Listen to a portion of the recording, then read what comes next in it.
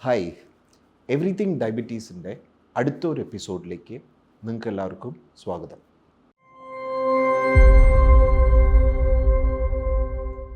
ഇന്ന് നമ്മൾ ചർച്ച ചെയ്യാൻ പോകുന്നത് പ്രമേഹവും ഹൃദ്രോഗവും. ഈ ചർച്ചയിൽ എന്നോടൊപ്പം ഉള്ളത് എൻ്റെ വളരെ അടുത്ത സുഹൃത്തും സിൽവർ ലൈൻ ഹോസ്പിറ്റലിലെ കാർഡിയോളജിസ്റ്റും ഡോക്ടർ അനിൽ ബാലചന്ദ്രനാണ് ഉള്ളത്. Welcome to the show Anil. പ്രമേഹരുടെ ഇടയിൽ ഏറ്റവും കോമൺ ആയിട്ടുള്ള മരണകാരണം ഹൃദ്രോഗം തന്നെയാണ്. അപ്പം ആദ്യം തന്നെ അനിൽ, പ്രമേഹവും ഹൃദയമായിട്ട് എന്താ കണക്ഷൻ? ഡയബറ്റീസ് ആൻഡ് ഹാർട്ട്, സിമ്പിളായി പറയുകയാണെങ്കിൽ ഏറ്റവും അടുത്ത രണ്ട് ബന്ധുക്കളെ പോലെയാണ്. അവർ പരസ്പരം സ്നേഹത്തിലാണെങ്കിൽ എല്ലാം സ്വർഗ്ഗതുല്യമാണ്. എന്നാൽ പരസ്പരം അവർക്ക് നീരസം വന്നാലോ ഇതിലും മോശമായിട്ടുള്ള കാര്യം വേറെയില്ല.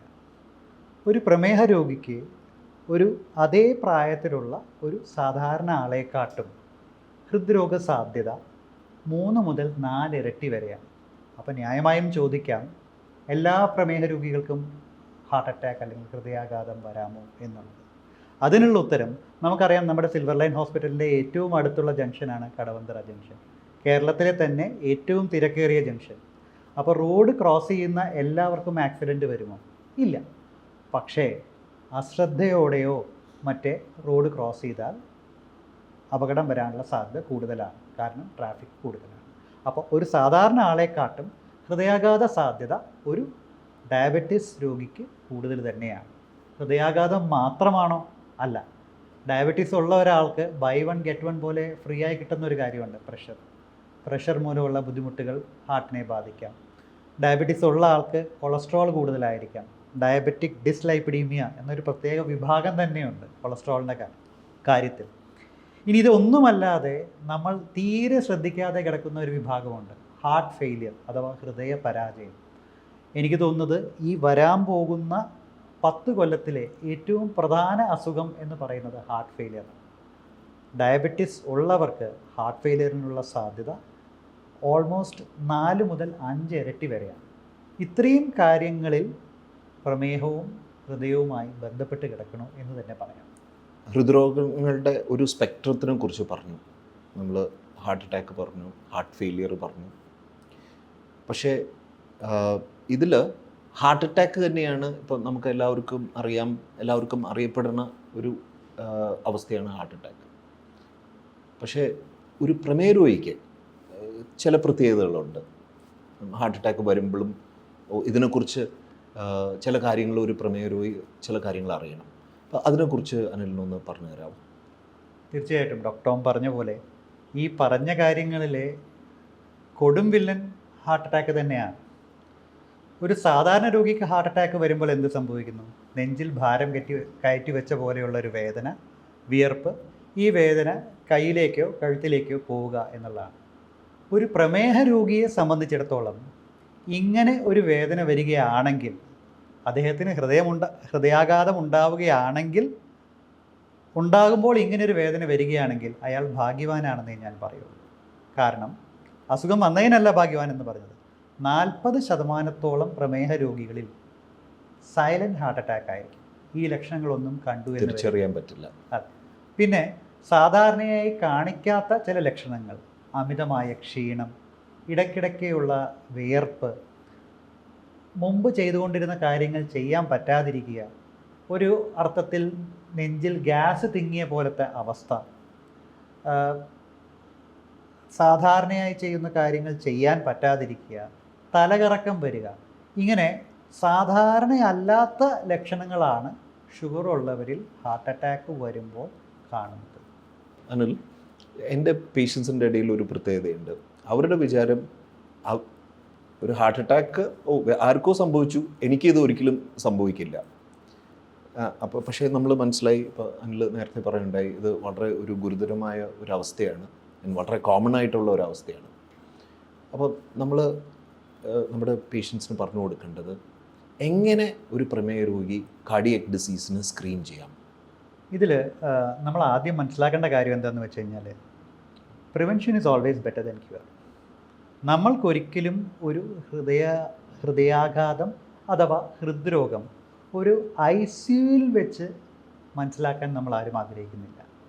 അതുകൊണ്ട് തന്നെ നമുക്കൊരു ഹൃദയാഘാതം അല്ലെങ്കിൽ ഹൃദ്രോഗം വരുന്നതിന് മുമ്പേ അത് കണ്ടുപിടിക്കുക എന്നുള്ളതാണ് ഏറ്റവും പ്രധാന കാര്യം.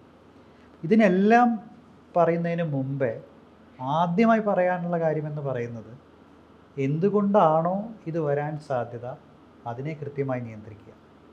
പ്രമേഹം കൃത്യമായി നിയന്ത്രണത്തിലാക്കുകയാണെന്ന് വെച്ച് കഴിഞ്ഞാൽ നമ്മൾ ഹൃദ്രോഗ സാധ്യത തുലവും കുറവാക്കി മാറ്റാൻ നമുക്ക് സാധിക്കും. രണ്ടാമത്തെ കാര്യം, നമ്മൾക്ക് പ്രമേഹത്തിനൊപ്പം തന്നെയുള്ള പ്രഷർ, കൊളസ്ട്രോൾ മുതലായ അസുഖങ്ങൾ നിയന്ത്രണത്തിൽ വരുത്തുക എന്നുള്ളതാണ്. അതോടൊപ്പം തന്നെ കൃത്യമായ ചെക്കപ്പുകൾ, നമ്മൾ കാണുന്ന ഡോക്ടറെ അടുത്ത് ചെന്ന് കൃത്യമായ ചെക്കപ്പുകൾ നടത്തുക, എല്ലാം ഓക്കെ അല്ലേ എന്ന് ഉറപ്പിക്കുക. നമ്മളതിനെ പ്രിവെൻറ്റീവ് ഹെൽത്ത് ചെക്കപ്സ് എന്ന് പറയും. അതുകൂടാതെ കൊല്ലത്തിലൊരിക്കലെങ്കിലും ഒരു കാർഡിയോളജി ചെക്കപ്പ് നടത്തുക. പ്രമേഹവുമായി ബന്ധപ്പെട്ടിട്ടുള്ള കാർഡിയോളജി ചെക്കപ്പ് നടത്തുക. എല്ലാം ഓക്കെ ആണെന്ന് ഉറപ്പ് വരുത്തുക. ആ ഒരു കോൺഫിഡൻസ് ആയിരിക്കണം നമ്മുടെ ലൈഫിനെ മുന്നോട്ട് നയിക്കുന്നത്. പ്രമേഹ രോഗികളുടെ ഇടയിൽ ഹൃദ്രോഗം വരാനുള്ള റിസ്ക് ഫാക്ടേഴ്സ് നമ്മളിപ്പം ചർച്ച ചെയ്തു. ഇനി പുതിയതായിട്ട് ഒരു പ്രമേഹ രോഗി അറിയേണ്ടതോ അല്ലെങ്കിൽ അവർക്ക് ഒരു കൂടുതൽ റിസ്ക് വരാനുള്ള വേറെ എന്തെങ്കിലും കാരണങ്ങളുണ്ടോ? തീർച്ചയായിട്ടും വളരെ നല്ലൊരു ക്വസ്റ്റ്യനാണത്. പണ്ട് നമ്മൾ പറയാറുള്ളത് ഹൃദ്രോഗം എന്ന് പറയുന്ന ഒരു 40-45 വയസ്സ് കഴിഞ്ഞ ആളുകളുടെ അസുഖമെന്നാണ്. പക്ഷെ നമുക്കറിയാം 20 വയസ്സ് മുതലുള്ള ആളുകൾക്ക് ഇപ്പോൾ ഹൃദ്രോഗബാധ ഉള്ളവരുണ്ട്. അപ്പോൾ കൂടുതലായി നമ്മൾ എന്താണ് ഈ കാലഘട്ടത്തിൽ ശ്രദ്ധിക്കേണ്ടത്? ഒരു 2 എൻ്റെ അടുത്ത് പറയുകയാണെങ്കിൽ ഞാൻ തീർച്ചയായിട്ടും ഹൈലൈറ്റ് ചെയ്യാൻ പോകുന്ന 2 കാര്യങ്ങൾ. ഒന്ന്, സ്ട്രെസ്. ഇപ്പോൾ ഹൃദ്രോഗത്തിനുള്ള ഒരു റിസ്ക് ഫാക്ടറായിട്ട് സ്ട്രെസ്സിനെ നമ്മൾ അംഗീകരിച്ചു കഴിഞ്ഞു. ജീവിതത്തിലെ സ്ട്രെസ് ആവാം, അതിനെക്കാട്ടും ഇമ്പോർട്ടൻ്റ് ആയിട്ട് വർക്ക് ലൈഫ് സ്ട്രെസ്, അത് വളരെ പ്രധാനമാണ്. ഒരു ഹൃദ്രോഗ കാരണമായിട്ട് തന്നെ അത് അംഗീകരിക്കപ്പെട്ടിട്ടുമുണ്ട്. രണ്ടാമത്തെ കാര്യമാണ്, നമ്മളെല്ലാവരും ഒരുപക്ഷെ പുച്ഛിച്ച് കളയുന്ന ഒരു കാര്യമാണ് കൂർക്കം വലി. കൂർക്കം വലി നമ്മൾ ഉദ്ദേശിക്കുന്ന പോലെ ഒരു ചെറിയ കാര്യമല്ല.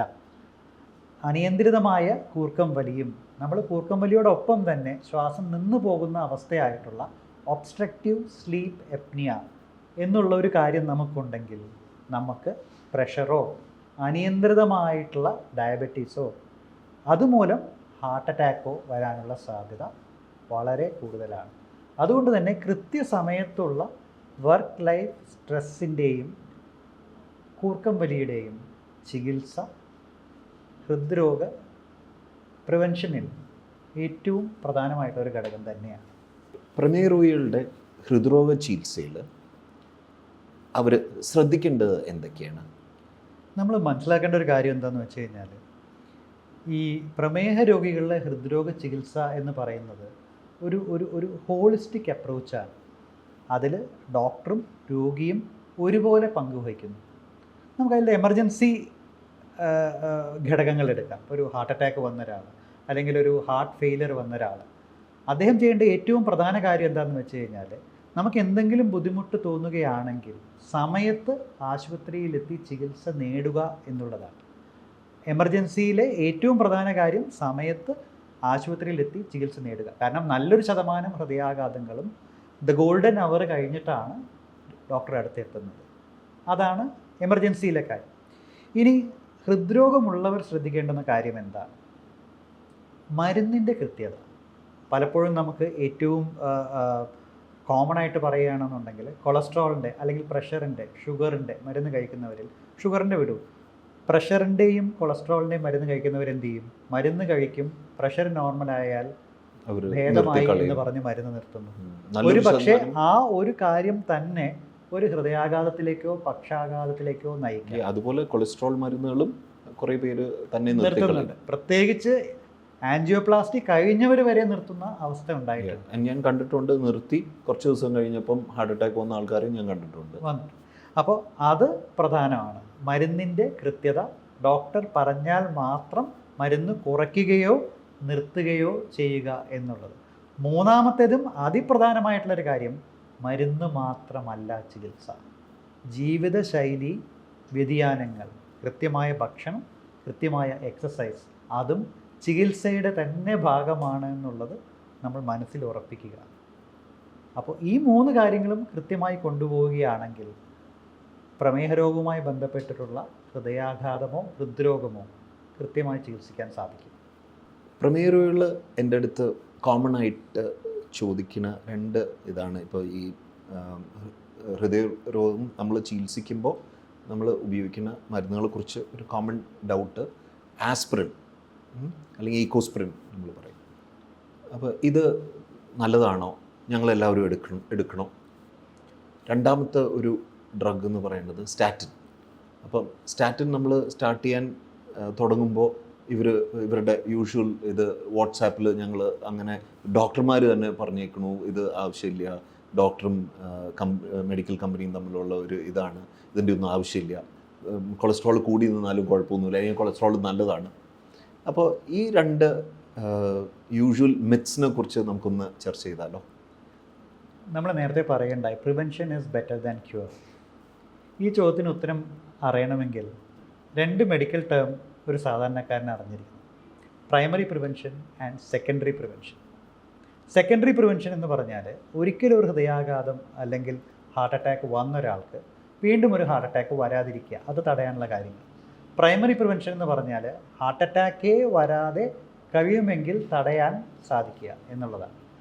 ഈ ആസ്പിരിനും സ്റ്റാറ്റിനും ചെയ്യുന്നത് ഈ 2 കാര്യങ്ങളിലും അവർ നമ്മളെ സഹായിക്കുന്നുണ്ട്. പലരും പറയാറുണ്ട് എൻ്റെ കൊളസ്ട്രോൾ നോർമലാണല്ലോ, പിന്നെ ഞാൻ എന്തിനാ സ്റ്റാറ്റിൻ ഗുളിക കഴിക്കുന്നത്, എനിക്ക് ഹൃദയാഘാതമില്ല, ഞാൻ എന്തിനാ ആസ്പിരിൻ ഗുളിക കഴിക്കണം, അത് ഹൃദയാഘാതത്തിന് കൊടുക്കുന്ന ഗുളികയല്ല. പക്ഷെ നമ്മൾ മനസ്സിലാക്കേണ്ടുന്ന കാര്യം എന്താണെന്ന് വെച്ച് കഴിഞ്ഞാൽ ഒരു ഹൃദ്രോഗമോ പക്ഷാഘാതമോ തടയാൻ കൂടെ ഈ 2 ഗുളികകളും നമ്മളെ സഹായിക്കുന്നു എന്നുള്ളതാണ്. തീർച്ചയായിട്ടും അത് ഏതൊരാൾക്കും സ്വയം തുടങ്ങാവുന്ന ഒരു കാര്യമല്ല. കാരണം ആസ്പിരിൻ എന്ന് പറയുന്നത് ഒരു ബ്ലഡ് തിന്നറാണ്. നമ്മുടെ പ്രായം, ബ്ലീഡിങ്ങിനുള്ള റിസ്ക്, ഇതെല്ലാം നോക്കിയിട്ടാണ് നമ്മുടെ ഡോക്ടർ നമുക്ക് തരിക. പക്ഷേ 75 മില്ലിഗ്രാം ആസ്പിരിൻ, ഒരു 75 എന്ന് പറയുന്നത് നമുക്ക് ഇവിടെ ഇന്ത്യയിൽ കിട്ടുന്ന ഡോസാണ്, 81 മുതലാണ് തുടങ്ങുന്നതെങ്കിലും ഒരു പരിധിവരെ ഹൃദയാഘാതമോ പക്ഷാഘാതമോ തടയുമെന്നുള്ള കാര്യത്തിൽ ഒരു തർക്കവുമില്ല.